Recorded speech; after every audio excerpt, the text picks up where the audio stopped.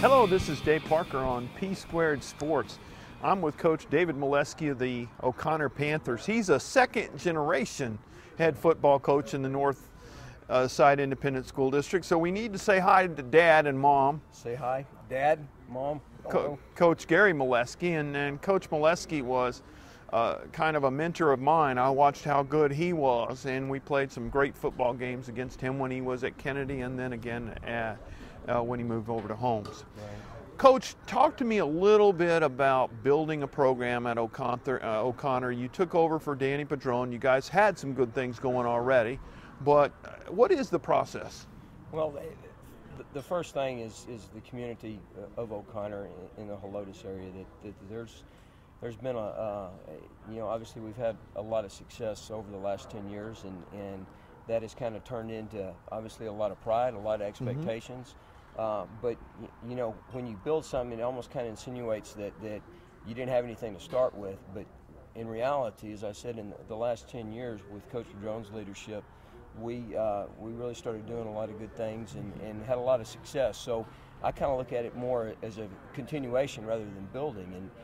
But yet each year you have to come in and you have the beginnings of a new team, and now you have to figure out, okay, what's going to make this team, what's going to help this team be successful, and then that end lies the challenge of, or where you kind of get the term building a program. And I think it first starts with having a true base understanding of why you're doing what you're doing, and then you also have to have expectations with the kids. You also have to sit down and talk about what's important within your program. Well, one of the things about being a football coach is you very seldom have time to smell the roses. Exactly. You got through with the last football game and you're already thinking, well, what do we have at left defensive end, and what do we have at right offensive tackle, and who's coming back, and what do we need to do, and what do we need to build, and when does that process start? Is it just about the Saturday morning after that last game? Well, I mean, to a certain extent, it's even, I catch myself at times looking down at our sub-varsity teams and thinking, okay, this guy, project him potentially one day being here or being, playing this spot, or boy, might be in trouble here, next year. And so, as you say, you're not always can always sit back and just look at what you did and feel good about it. You kind of feel like, hey, we need to keep this thing going.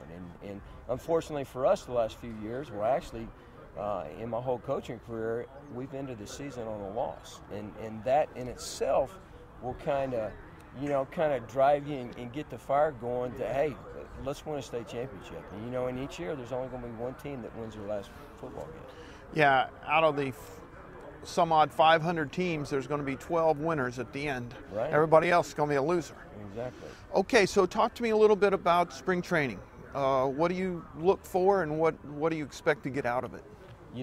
When you start, really, the way we talk to our kids about this all the time, and as a coaching staff, when you start looking at the 2012 football season, for example, we started doing things back in January. The first thing, and I mentioned this a minute ago, the first thing that we do is we sit down with the kids.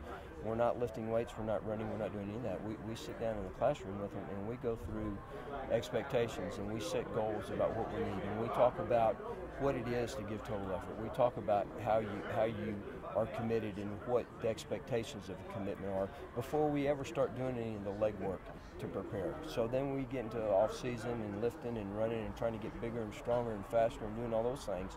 And then you're gradually building towards spring training. And what we look at, each year, like this year, we got a bunch of kids coming back on offense, and we've got some key guys coming back on defense. Well, you're thinking, okay, these guys were starters last year, but we tell the guys there's nothing guaranteed. No. Just like in the NFL, just because you were a starter this year, they may draft somebody or get a free agent that's going to come in and take your spot.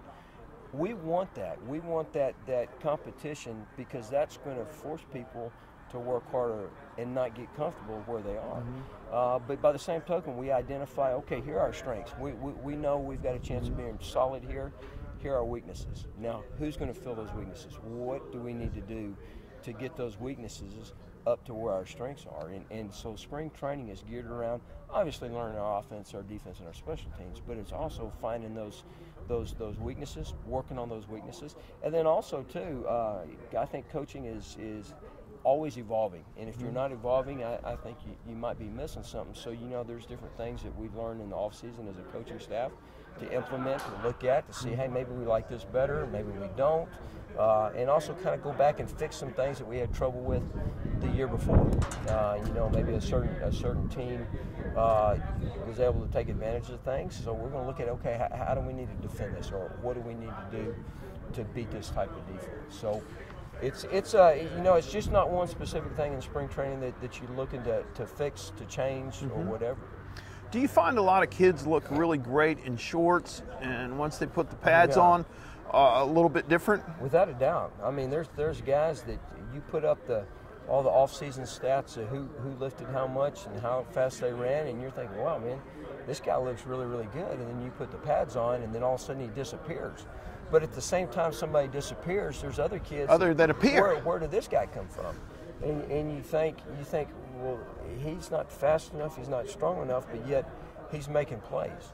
And ultimately, when it comes down to it, that's why spring training is so important, is you can actually put kids in as close to a game-like situation as there is, and you can find out who can make plays and who can't. I think that football is a game where, sure, there's a big kid, and sure, there's some really big, but there are some kids on that field that are little guys that end up being key parts of your program. Without a doubt. I mean, it's a deal that ultimately we have phases, as I talked about, that ultimately get us to Friday night opening of the season, where we're going to put 22 starters on the field. And there have been many changes throughout those phases from January until that first football game. And ultimately, as I said, it's going to boil down to who can make the plays and do what we ask them to do, on the field and get their assignment done, and hopefully we have success with that. Well, managing expectations of parents, we talked just a little bit about that. That becomes a tougher and tougher task for a coach. With that, I mean, coaching football is the easiest thing there is. It's everything else other than coaching football that I'm not going to say it's tough, but at times it can be challenging. And communication is one of the biggest things. Is trying to communicate with parents, and so many times, you can tell a kid, hey, you need to tell mom and dad well, let me tell you what you actually said getting home is something completely different. So that challenge of just letting the parents know what's going on, how things are being done, how we're going to do things is that part of it is a challenge, and ensuring that they understand, because when a parent understands what we're asking of their child and what we're asking of the program, they're a lot more receptive to what's going on.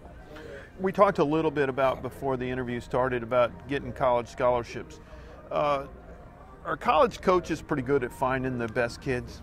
Well, I think so, because I mean, you watch on any given Saturday or Saturday afternoon, and it's the best that's out there. And with the way recruiting is today, there's recruiting services and people that are just dedicated to spending all year going around the country finding the best football players, and the evaluation systems that they have, they're going to find the best players. And even parents today, they're spending thousands of dollars for their child to have somebody specifically designated for them to try to get their name out. Yeah.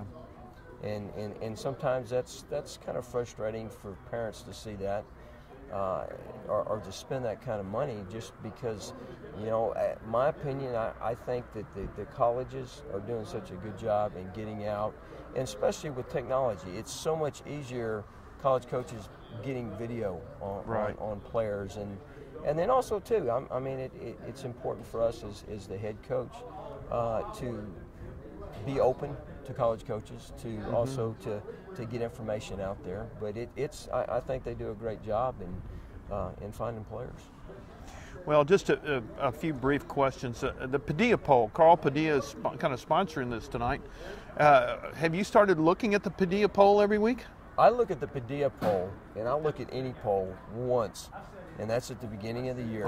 And I'm kind of one of those guys that the polls are great and all that kind of stuff. I tell you, the one who looks at is my wife. Really? Oh, man. And what's even funnier is and Carl will attest to this. She'll look at it and she'll call my dad, and they'll sit there and get in a discussion about who's what and who's where, you know, and so they enjoy that as well. Well, that's great fun. Well, this has been Dave Parker on PSquared Sports with Coach David Moleski of the O'Connor Panthers. Coach, good luck next season, and thanks so much for being with us. Thank you.